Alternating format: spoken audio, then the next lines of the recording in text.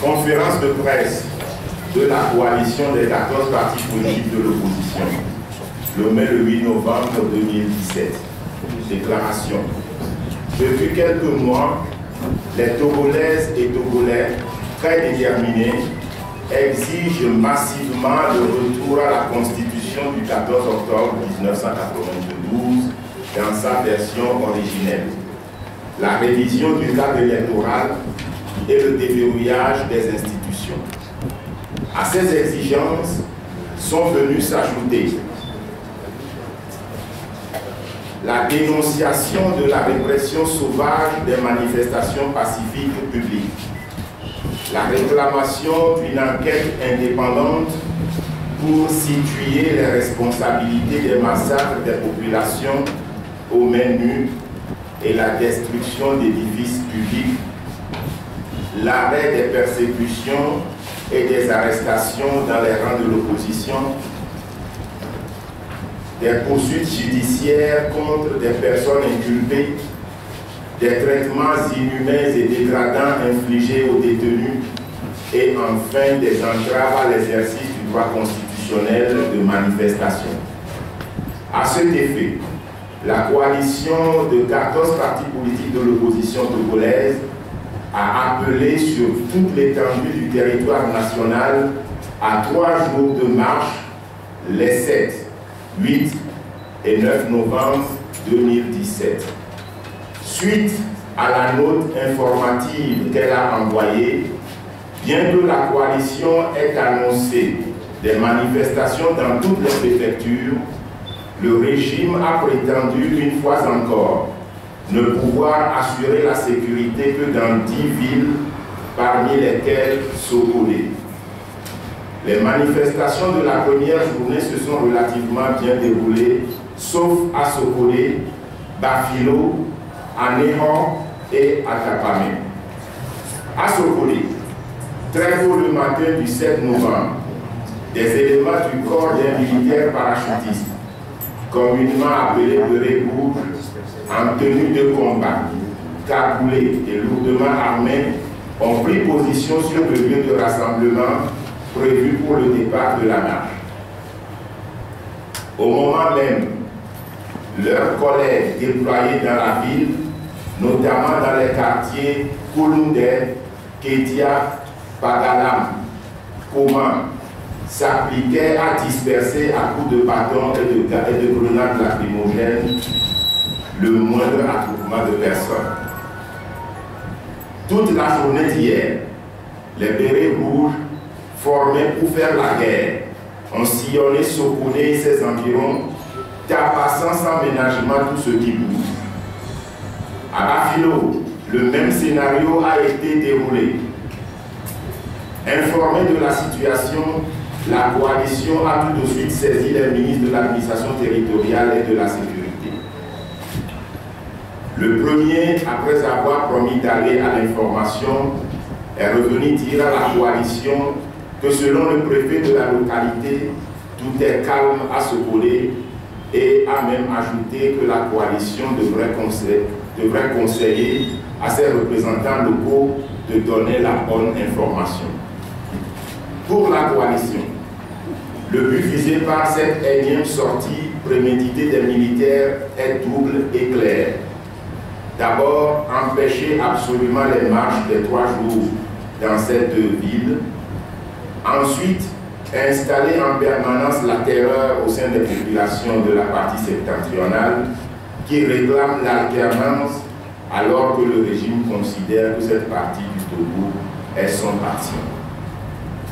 Ces répressions aveugles et sauvages ont occasionné à Sokolé au moins 16 blessés par balle et bastonnades, dont 3 ont été admis en réanimation. De plus, il y a eu 5 arrestations.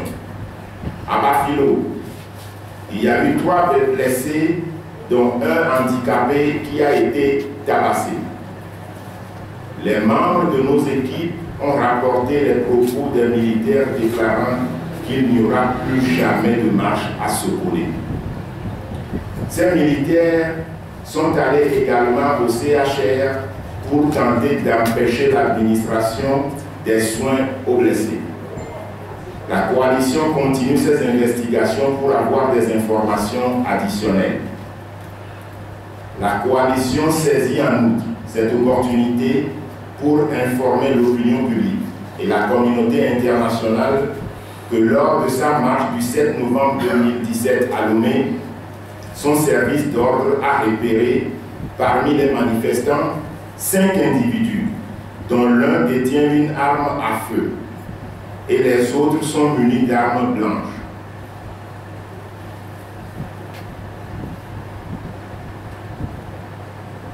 Bon, sont munis d'armes blanches, excusez-moi. À Bafilo, il y a eu 3 blessés. Ces militaires sont allés au CHR. Déjà dit. La coalition saisit cette opportunité pour informer l'opinion publique et la communauté internationale que lors de sa marche du 7 novembre 2007 à Lomé, son service d'ordre a repéré parmi les manifestants 5 individus, dont l'un détient une arme à feu et les autres sont munis d'armes blanches. 3 d'entre eux ont été arrêtés et remis aux forces de sécurité, alors que les 2 autres ont réussi à prendre la fuite. Les faits précités sont très graves et démontrent encore une fois que c'est le régime lui-même qui organise l'agression en toute impunité par des milices qu'il arme pour agresser les populations et qu'il a encore une fois introduit dans les manifestations du 7 novembre 2017. Au moment où le gouvernement dit avoir posé des actes d'apaisement, la coalition s'étonne que des militaires aient reçu des instructions pour réprimer les manifestations dans les villes qui étaient retenues de commun accord avec le gouvernement pour manifester. C'est là une preuve de plus de la duplicité de ce régime à qui on ne peut faire confiance. La coalition condamne avec la dernière énergie ces répressions sauvages et le double langage du régime. Elle continue d'exiger du régime la libération de toutes les personnes injustement arrêtées et détenues et aussi l'arrêt des poursuites judiciaires contre les prévenus et enfin l'amnistie pour toutes personnes condamnées qui sont élargies. La coalition saisit cette opportunité pour remercier les Togolaises et Togolais qui, volontairement, spontanément et sans aucune contrainte, ont sursis à leurs activités pour répondre massivement à son appel du 7 novembre 2017. La coalition a une pensée particulière pour les compatriotes de Sokolé et Bafilo et aussi de Mango, martyrisés par ceux-là même qui sont censés les protéger, et leur assure qu'elle étudie des voies et moyens pour leur témoigner de manière concrète sa solidarité dans les jours à venir.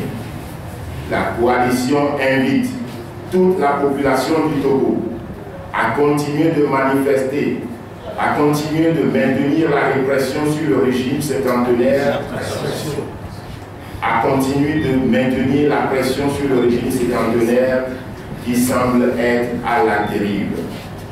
Quelle que soit la longueur d'une nuit, le jour vient. La lutte populaire est invincible. Fête à Lomé le 8 septembre 2017. Le 8 novembre 2017, excusez-moi.